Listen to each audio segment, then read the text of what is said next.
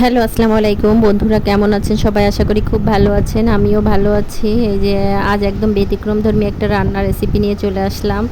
আর পটল তো আসলে অনেক উপকারী একটা সবজি, কিন্তু পটলটা অনেকেই খেতে চায় না। আর পটলটা যদি এভাবে রান্না করে খান, আশা করি খুব ভালো লাগবে।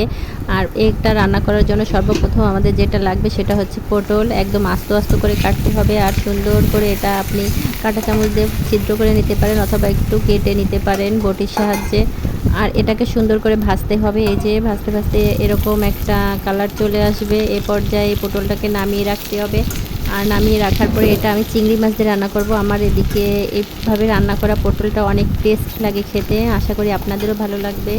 এখানে আমি মশলা হিসাবে আদা, রসুন, পেঁয়াজ, মরিচ আর কাঁচামরিচটা ইউজ করেছি, আর হলুদ। চাইলে আপনারা শুকনো মরিচ দিয়েও রান্না করতে পারেন, তবে কাঁচামরিচের রান্না আমরা বাসায় খাই বেশিরভাগ সময়, শুকনো মরিচটা ইউজ করি না। আর এখানে যে চিংড়ি মাছ দিয়েছি, আর এই চিংড়ি মাছটা দিলে পটলের টেস্টটা আরও বেশি সুন্দর চলে আসে। আর এখানে সুন্দর করে কষিয়ে নিতে হবে। কষিয়ে নেওয়ার পরে এটার ভিতরে আবার আমি নারকেলের দুধও অ্যাড করব। নারকেলের দুধটা দিলে এই রান্নাটা আরও বেশি মজা লাগে খেতে। আর এখানে যে ফালি ফালি করে রাখা কিছু কাঁচামরিচ অ্যাড করে নিয়েছি। নিয়ে সুন্দর করে আমি এটাকে কষাই নেব সর্বপ্রথম এই মাছটাকে, যাতে মাছ থেকে কোনো আষ্টে গন্ধ না বের হয়। আর এ পর্যায়ে দেখেন আমার রান্নাটা এরকম হয়েছে। আর এখানে আমি এই যে সেই নারকেলের দুধটা যেটার কথা বলছিলাম সেটা অ্যাড করে নিলাম। আর নারকেলের দুধ দেওয়ার কারণে এটার টেস্টটা আরও বেশি বেড়ে যায়। আর এভাবে যদি আপনারা রান্না করেন, আশা করি বাসার সবাই পছন্দ করবে। আমি এভাবেই রান্না করি।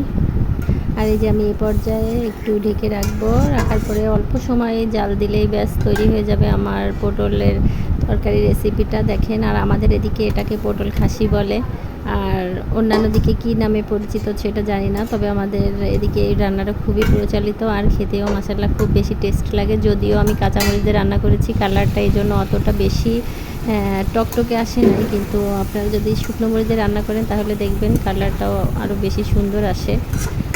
আমার ভিডিওটা যদি আপনাদের ভালো লাগে, অবশ্যই একটা লাইক, কমেন্ট, শেয়ার করে দিবেন। আজ এই পর্যন্ত, পরবর্তী অন্য কোনো ভিডিওতে দেখা হবে।